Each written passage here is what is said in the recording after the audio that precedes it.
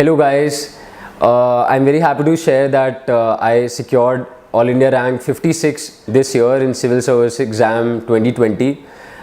This was my third attempt. In my last two attempts, they were also good. First attempt I cleared prelims and mains I missed by 14 marks. That was an attempt I gave alongside my graduation.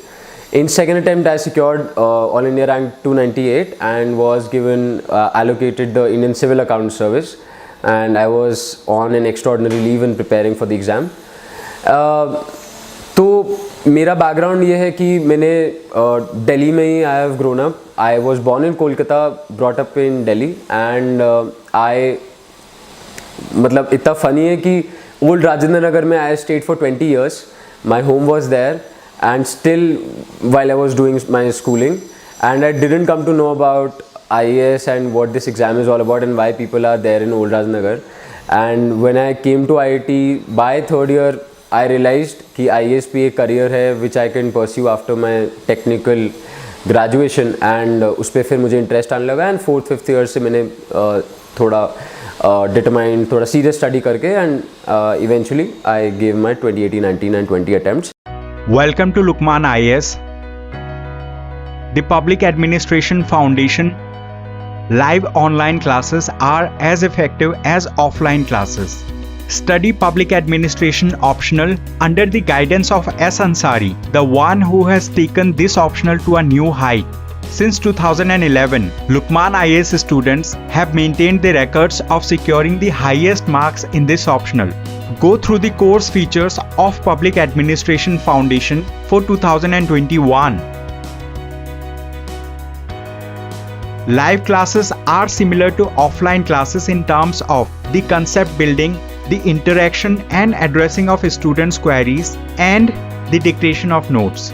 There will be elaborate discussions on concepts, theories and principles, linking them with contemporary and current developments. In the live classes, notes are properly dictated the way it is done in offline classes. In fact, it is one USP of S. Ansari sir's classes. Optional is like a religion. You have to study it with a discipline and dedication under a guru. Most students get good ranks due to ethics, essay and optional, for which one does not have a better choice than Lukman IAS. So, contact us today for more information.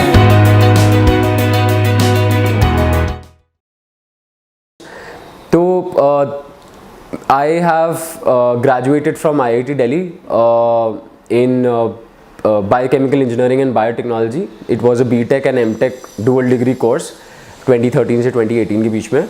And prelims मेरा तीनों साल निकल गया था. 2018 में भी graduation के साथ ही, इनफैक्ट ग्रेजुएशन के बीच में, आई ग्रेजुएटेड अगस्त 1 तक हमारा मास्टर्स का थीसिस देना होता है, एंड जून में प्रीलिम्स था तो आई गिव दैट, एंड सितंबर में मेंस होता है.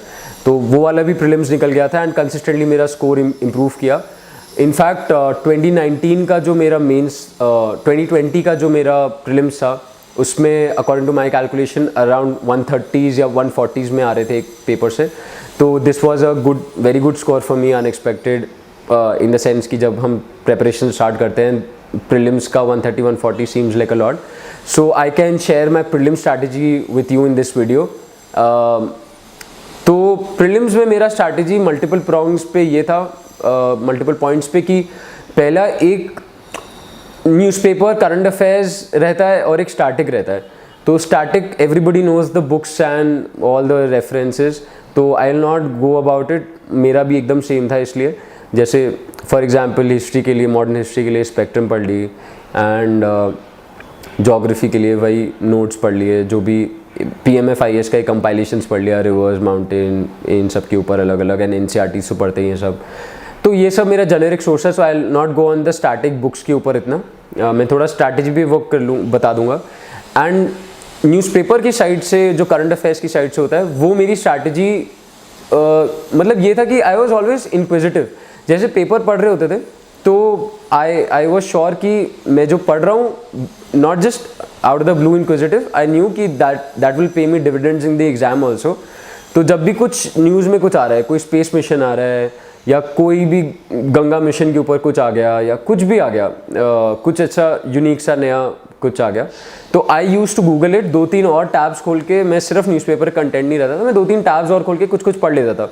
सपोज यूपीआई पे कुछ आ गया, पढ़ लिया, एंड वो UPSC is kind of rewarding that curiosity I guess through the exams over the years. I have seen 2018 से पेपर का जो आप एक ट्रेंड देखोगे यार, एक वो जो देखोगे वो एनालिटिकल और थोड़े क्वेश्चन ऐसे हैं जो आप कहीं कोई स्टैंडर्ड स्टॉक सोर्स से एक क्वेश्चन भी रिपीट नहीं हो रहा है, ना किसी के मंथली मैगजीन से रिपीट हो रहा है, ना कहीं से डायरेक्ट क्वेश्चन, मतलब 2-3 क्वेश्चन हिट कर जाते होंगे, 5-10 क्वेश्चन, बट मेजर आपका ब्लैंक हो जाओगे अगर आप सिर्फ मंथली इसको ब्लाइंडली प्रिपेयर करके जाओगे या स्टॉक कोई भी कोचिंग का प्रिपेयर करके जाओगे।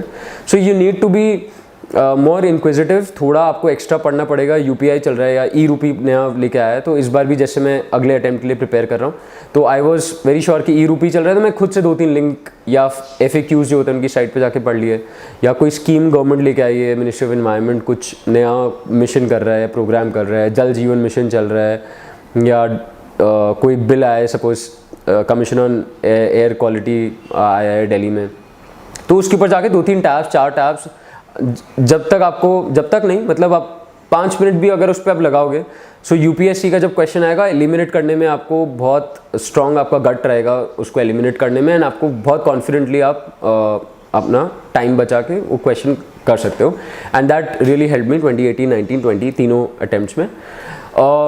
और मैंने डिफरेंट तो क्या किया कि कवरेज थोड़ा वाइड ही रखा, मतलब जो मैं मंथलीज भी कर रहा था तो मैं मंथलीज करता था, मैं अपना जो स्टैंडर्ड विजन की है वो भी करता था, शून्य IAS की भी करता था, और थोड़ा वाइड रहता था कवरेज। क्वेश्चंस ही हार्डली रिपीट होते थे, बट मेरे को ऐसा हाइंडसाइट में लगता है गट फीलिंग मेरी इंप्रूव कर जाती है जब मैं वाइड कवरेज बहुत सारे फैक्ट्स पढ़ता हूँ, रादर दैन प्रीलिम्स में डीप जाता हूँ, किसी बहुत ज़्यादा डीप जाता हूँ और कम कवर करता हूँ।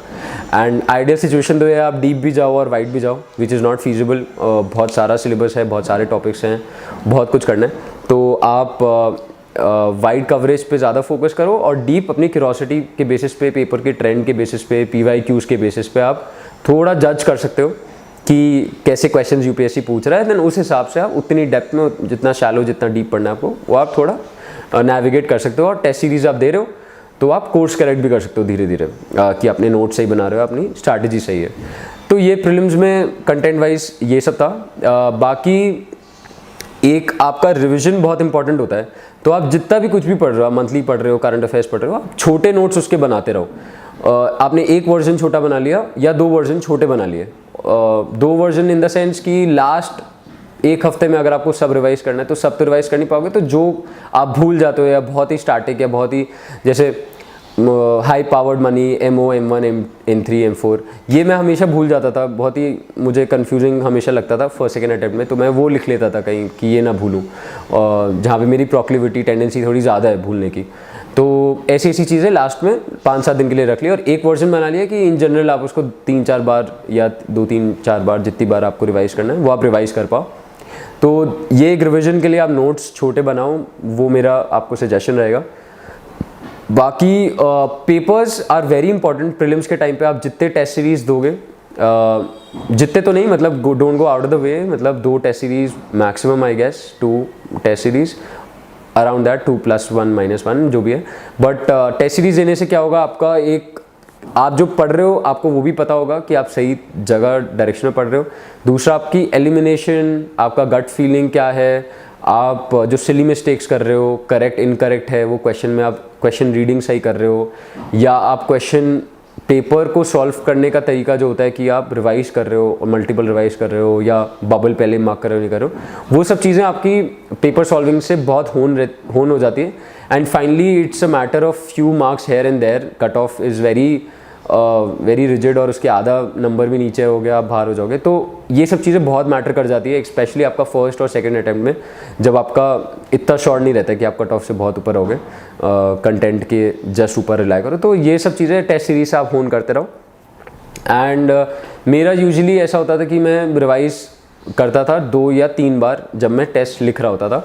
तो मैं एक बार देता था, एक गो थ्रू कर लिया मैंने टेस्ट को, फिर उसके बाद अराउंड 1 घंटा 10 मिनट, या डिपेंड करता है क्वेश्चन कितना इजी आ रहा है, पेपर कैसा है, मतलब 50 मिनट से लेकर 1 घंटा 10 मिनट 15 मिनट तक आप फर्स्ट राउंड में लगा लेता था। मैं जितने भी क्वेश्चंस मुझे एक ऑप्शन एलिमिनेट करने पे या डायरेक्टली मुझे पता चल रहा होता था या 2 ऑप्शन एलिमिनेट करने पे मैं वो जल्दी जल्दी कर लेता था।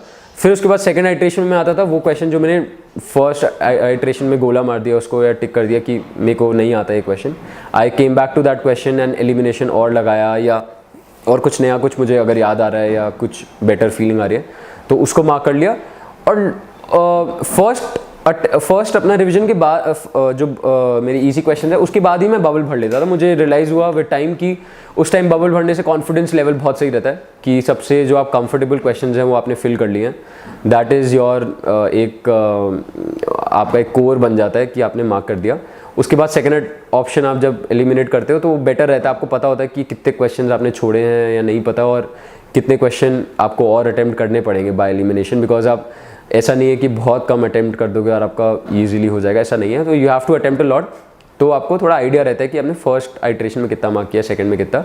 और थर्ड आइट्रेशन में ऐसा होता है कि सपोज मैंने 7-8 क्वेश्चन हैं जो सेकंड आइट्रेशन में भी नहीं मार्क करे हैं, सपोज 90 to 93 क्वेश्चन ही करें या 90 क्वेश्चन करें, तो मैं ट्राई करता था उसमें भी कुछ स्क्वीज आउट करके मैं 3-4 क्वेश्चन निकाल लूँ या 5-6 निकाल लूँ, जो भी है, कि लास्ट में मुझे 5-6 क्वेश्चन से ज़्यादा ना छोड़ना पड़े। मैं ऐसा ट्राई करता था और ये आपका थर्ड रिवीजन बोल सकते हो, आपको थर्ड आइट्रेशन बोल सकते हो, जो छोटा रहता था बट क्रूशल हो जाता है वो 3-4 क्वेश्चंस भी आपका कन्वर्ट करना आपको सही में। तो ये मेरा पेपर सॉल्विंग का स्ट्रैटेजी था, कंटेंट पे था। और ये थोड़ा जो मैंने अपना वाइड कवरेज रखा एंड न्यूज़पेपर रीडिंग पे मैंने थोड़ा आपको डिफरेंट वाला बताया। बाकी प्रीलिम्स में मैंने काफ़ी लोगों का देखा है अपने फ्रेंड्स में भी हु आर रियली गुड अपना अटेम्प्ट जो मॉक्स वॉक्स करते हैं, फाइनली ऑन द डे थोड़ा लेट डाउन हो जाता है उनकी performance because of some of the other reason. तो उसमें नॉट जस्ट प्रीलिम्स, मेरा इंटायरली ये रहता था कि मैं पूरी प्रेपरेशन फेज में इतना अपने आप को नहीं इन्वॉल्व करता था कि मतलब यू आर नॉट इंजॉइंग और लिविंग लाइफ। तो वो क्या होता है, उससे आप नर्वसनेस बिल्ड होती है, आपका एंजाइटी लेवल्स बिल्ड होते हैं और फाइनली फिर एग्जाम डे पे वो प्रेशर में आपका वो हर चीज़ if it has to go wrong it goes wrong on that day. तो डोंट ट्रबल योरसेल्फ इतना ज़्यादा कि you are not able to give finally exam एक फ्रेश माइंड से, एक रिलैक्स माइंड से। थोड़ा एंजाइटी बनता है, सबका होता है, बट वो एंजाइटी एकदम कंट्रोल लेवल पे, जितना आपका कंट्रोल कर पाओगे आप जितने माइंड को, उतना आप अपनी प्रेपरेशन को exam final day D day पे कन्वर्ट कर पाओगे। सो उसके लिए मैं I regularly went to the gym. 3 साल में रेगुलरली गया। एग्ज़ाम से पहले थोड़ा बहुत छोड़ देता था या उसको लाइट कर देता था एक्सरसाइज को, बट आई मेंटेन थोड़ा फिजिकल एस्पेक्ट जिससे मैं एग्जर्शन फिजिकली करूं तो इमोशनली इतना बर्डन ना फील हो मुझे, और थोड़ा बाहर निकलना भी हो जाता है, थोड़ा म्यूज़िक चल जाता है 1 घंटा एंड ब्रेक हो जाता है एग्ज़ाम में, एक दिन में भी ब्रेक हो जाता है एंड सही रहता है वो। और इन जनरल मैं बुक्स एक्स्ट्रा पढ़ता था, नॉन फिक्शन, तो उससे एक प्रोग्रेस फील होता है कि आप पढ़ रहे हो, प्रेपरेशन कर रहे हो 2-3 साल, तो सेम लूप में घुसने की जगह आपको रियलाइज़ होता है। इनफैक्ट मैं अभी 1-2 हफ्ते पहले ही आई वॉज फिगरिंग आउट, क्या 3 साल हो गए, तो what have I achieved in those last 3 years। तो उससे मुझे अच्छा लगा कि चलो फिटनेस पे मैंने I worked on this front end मैंने बुक्स एक्स्ट्रा में मैंने 50-60 कुछ एक्स्ट्रा बुक्स पढ़ ली। तो वो जो फील गुड फैक्टर रहता है वो ऐड करता है आपके फाइनल डे के दिन परफॉर्मेंस पे। एंड ये प्रीलिम्स के लिए स्पेशली बहुत इंपॉर्टेंट है कि आप फील गुड रहो, आप लोगों से बात करने करो, लास्ट में ऐसे एकदम कट ऑफ मत कर देना कि प्रीलिम्स के बाद ही एकदम बात करूँगा लोगों से। एंजाइटी एकदम मत बढ़ा लो, ऐसा कोई काम मत करो, थोड़ा सा टाइम निकाल के थोड़ा लेट ऑफ कर सकते हो आराम से। प्रीलिम्स आजकल इतना भी इंटेंसिव प्रेपरेशन पे नहीं है, रादर दैन आपकी ओवरऑल एनालिटिकल जो आपने क्यूरोसिटी मेंटेन करी है साल भर 2 साल भर, वो ज़्यादा जज होती है। तो उस सेंस में आप फाइनल डी डे भी एस करना। आपका 10 अक्टूबर को पेपर है। I wish you all the best and I hope कि आपको इस वीडियो से थोड़ा बहुत भी बेनिफिट हुआ होगा and I wish you all the best and I hope you all clear it with flying colors this time. Thank you.